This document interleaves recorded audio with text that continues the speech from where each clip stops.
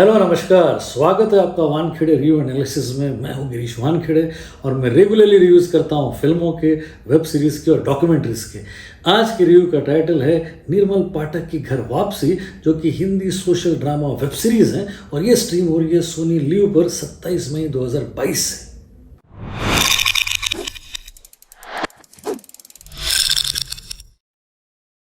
चालीस से पहले अगर आप लेफ्टिस्ट नहीं हैं तो आप में दिल की कमी है, और 40 के बाद अगर आप लेफ्टिस्ट है तो आप में दिमाग की कमी है। ये बोल है एक नेता के इस वेब सीरीज से, और इसी बोल से आपको इल्म हो जाएगा कि ये वेब सीरीज सिर्फ मनोरंजन मात्र नहीं है बल्कि एक राजनीतिक विधान है। हमारे ग्रामीण भागों और देहातों की खूबसूरती को नए जनरेशन के डायरेक्टर्स नई अभिव्यक्तियां दे रहे हैं, और उसी गुल्लक और उसी पंचायत में नया इजाफा है निर्मल पाठक की घर वापसी, जो सामाजिक कुरीतियों और ढकोसलों पर बड़े ही मार्मिक तरीके से नजरें गड़ाए हुए है और उससे जुड़ी हुई संवेदनाओं को नई उड़ान दे रही है। ये कहानी एक ऐसे युवक की है जिसके उम्र के 4 साल में ही उसके लेखक पिता उसे गांव से उठाकर शहर ले गए थे, और आज जब उनकी मौत हो गई है तो उनकी अस्थियों को विसर्जित करने के लिए ये युवक फिर से गांव की तरफ आ मुड़ा है।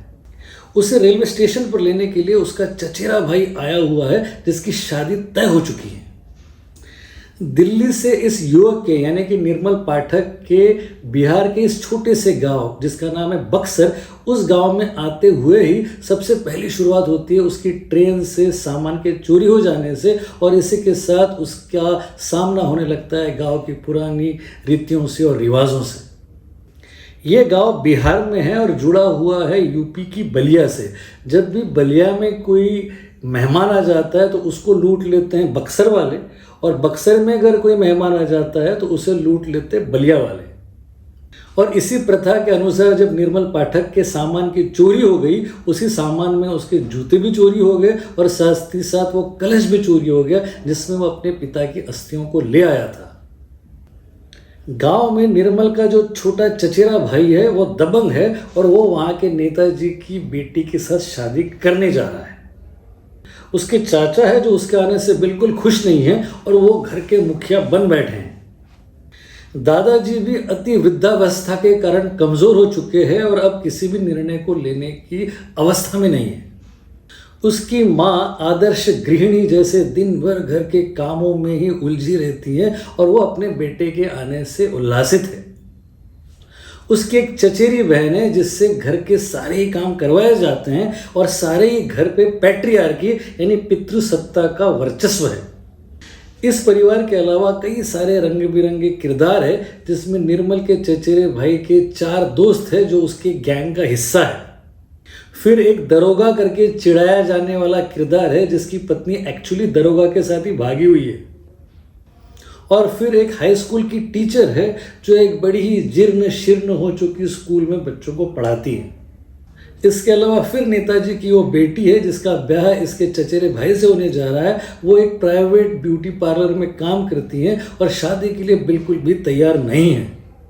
इन कई जमीन से जुड़े हुए किरदारों के साथ कहानी आगे बढ़ती जाती है, और फिर अचानक एक दिन पता चल जाता है कि निर्मल पाठक की घर वापसी क्यों हुई है, और उसके बाद उसके दिवंगत पिता का अंतिम संस्कार कर दिया जाता है। इस शोकाकुल परिस्थिति में भी उसके चाचा अपनी बेटे की शादी की रस्म को आगे बढ़ाते हैं और शादी की पहली रात के भोज का भव्य आयोजन करते हैं। ऐसे में कुछ गरीब दलित बच्चों को निर्मल पाठक खाने पर आमंत्रित कर देता है, जिससे कि उसके चाचा आग बबूला हो जाते हैं और उन बच्चों को मारकर भगा देते हैं। इस जातिवाद की घटना से निर्मल पाठक अंदर तक बेचैन हो उठता है, और फिर वो देखता है कि स्त्रियों से सिवाय समर्पण और त्याग से ज़्यादा कुछ उम्मीदें की ही नहीं जाती है। उसे फिर जल्दी ये एहसास हो जाता है कि उसकी माँ और उसकी बहन भी पुरुष प्रधान संस्कृति की कुरीतियों का ही शिकार है। वो अपने विचार प्रकट करता है, लेकिन अपनी बेबाकी और अपने विचारों से जल्दी ही गांव में सारे लोगों के बीच में वो सबको खलने लगता है, और उसका सारा परिवार और उसका चचेरा भाई भी उसके विरुद्ध हो जाते हैं। ऐसी सारी परिस्थितियों में वो ऐसा बड़ा निर्णय ले लेता है जिससे कि सारे बक्सर में हाहाकार हो उठता है और इसी बला के चमत्कार से रूबरू कराती है आपको ये बड़ी ही खूबसूरत वेब सीरीज, जिसको देखने के मैं आपको कम से कम 10 कारण दे सकता हूँ। सबसे पहला कारण है प्रोडक्शन।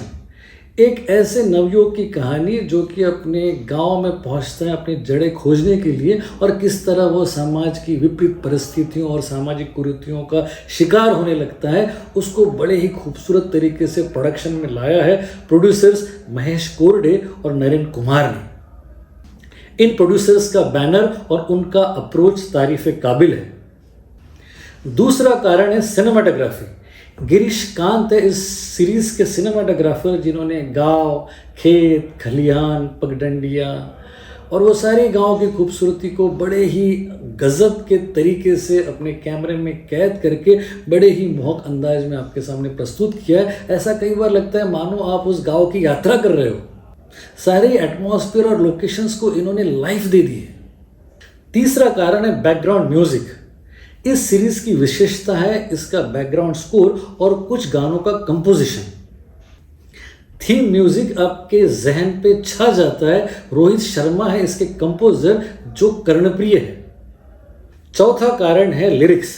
इस सीरीज के लिरिक्स राइटर है डॉक्टर सागर, जो कि जवाहरलाल नेहरू यूनिवर्सिटी से हैं, और उनका जेएनयू का रुझान और साथ ही साथ उनकी प्रतिभा का मेल और फिर मिट्टी से जुड़ी हुई खुशबू को गीतों में पिरोने की उनकी क्षमता, इन सब का मेल बड़ा ही खूबसूरती से उन्होंने साथ लाया है। और उनके लिरिक्स में एक गजब की सादगी तो है ही है, लेकिन शक्ति भी है। पांचवा कारण है कास्टिंग। इस सीरीज की कास्टिंग डायरेक्टर है नेहा पांडे, जिन्होंने ऐसे एक्टर्स का चयन किया है मानो उनको देखकर लगता है कि वो इन्हीं किरदारों के लिए बने हों। आशीष माखीजा का उनका चयन हाईलाइट है। छठा कारण है आशीष माखीजा। ये वो एक्टर है जिसने निर्मल पाठक के छोटे चचेरे भाई का रोल किया है और ये सुपर इम्प्रेसिव है। हाफ गर्लफ्रेंड के बाद ये उनका पहला मेजर एक्सपोजर है और इन्होंने अपने कैरेक्टराइजेशन और अपने मैनरिज्म से दिल को छू लिया है। सातवां कारण है परफॉर्मेंसेस। इसमें कुछ ऐसे एक्टर्स हैं जिन्होंने अपने किरदारों में गजब का जादू बिखेरा है।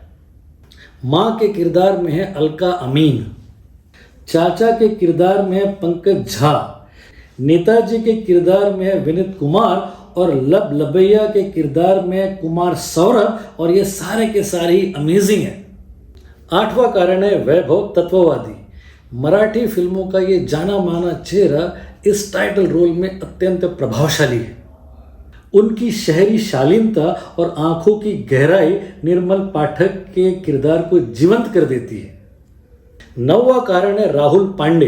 ये राइटर डायरेक्टर है इस वेब सीरीज के, जो इस वक्त अपने टॉप फॉर्म में है। टीवी का उनका अनुभव और सतीश नायर का साथ इस सीरीज को एक successful socio political satire statement के लेवल पर ले जाता है। और 10वां कारण है अप्रोच। इस सीरीज का अप्रोच प्रोग्रेसिव है। समाज की कुरीतियों की जड़ें कितनी गहरी हैं और रूढ़िवादी परंपरावादी किस तरह आक्षेप ले सकते हैं कई सारी चीज़ों को लेकर, और फिर किस तरीके से उनके ऊपर हल भी खोजे जा सकते हैं, ऐसे कई विषयों से जूझती हुई आगे बढ़ती है ये वेब सीरीज, जो कि कमाल की बात है। इन 10 कारणों के अलावा मैं आपको बता दूं कि ये वेब सीरीज पैट्रियार्की और कास्टिज्म की प्रथाओं के खिलाफ एक संवेदनशील आवाज़ है। इसमें रिश्तों के तानों बानों के बीच में कई मार्मिक प्रश्न उठाए गए हैं जो आपको झकझोर देंगे। इसमें एक सीक्वेंस है जिसमें एक दलित बच्चा किसी को मारने के लिए पत्थर उठाता है, तो निर्मल पाठक उससे कहता है कि ये पत्थर मत उठाओ बल्कि ये उठाओ, और ये कहकर कैमरा पैन होता है डॉक्टर बाबा साहब अम्बेडकर की प्रतिमा पर, जिन्होंने हाथ में किताब उठा रखी है। सच भी तो है, जो मेरे पंख नहीं ले सकता, जो मेरे पंख नहीं ले सकता, वो मेरा आसमान क्या लेगा। Go for it.